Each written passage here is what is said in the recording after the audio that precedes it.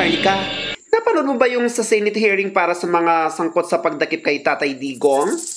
Naku, hindi man. Bakit? Ano ba nangyari? Naku, ang sabi, hindi daw dumalo yung mga akusadong nagdakip kay Tatay Digong. Siyempre, hindi na nakapagtataka yun. Siyempre, yun yung utos ng amo nila. Alam mo naman yung mga yun, mga aso. Kung ikaw naman, makaaso. Grabe ka, kung makaaso ka sa kanila, uwagas, aso rin sila. Naku, aso talaga yung mga yun. Subukan mong sabuyan ng asin yung mga yun. Tingnan lang natin kung hindi sila magbabalik sa dati nilang mga anyo. Tingnan mo yung tagapagsalita ng PNP, si Paharda ba yun? Siya yung aso na kung saan-saan nagpapakasta. Ganon kakapal ang mukha at walang hiya. Ito rin si Turiri eh.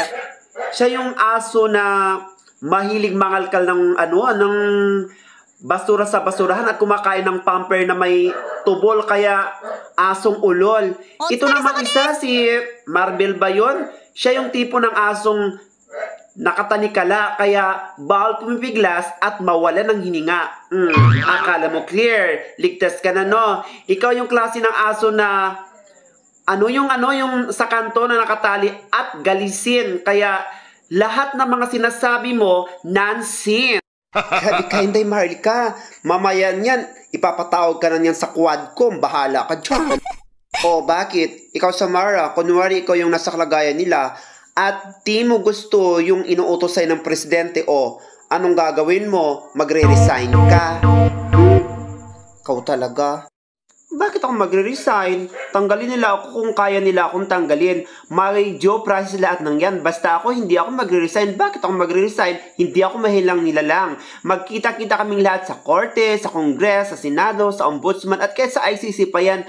Pulis ako at hindi ako aso. Wow! Isa kang magiting na Pilipino, may paninindigan. Tao ka nga at di ka aso. At dahil dyan, magbibigay ako ng mga panibagong lucky numbers nationwide. Today is April 5, 2025. Today, April 5, 2025. Narito lang ating panibagong isusumara ang tinatawag nating 317. Na ang ibig pong sabihin niya na gumagapang sa kalandian, then we have to use the power of all passive with an interval of number 3.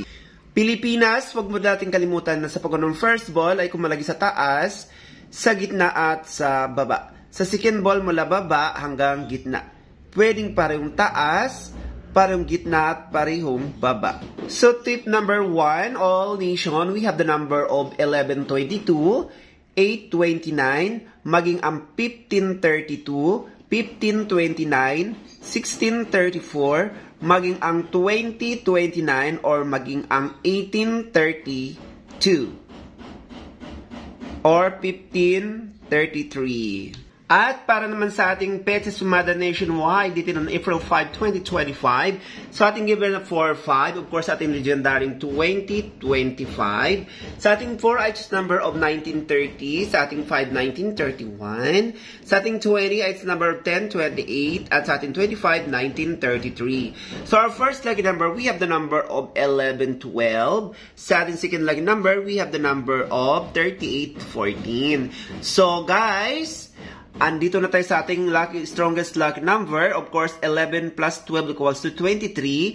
And 38 minus 14 equals to 24. So, our strongest number is number 2324. Ang ating 23 ay pwede siya maging 32. Ang ating 24 ay pwede siya maging 15. So, our strongest number is 2332, 2315, 2324, 2415, 2432, or 3215.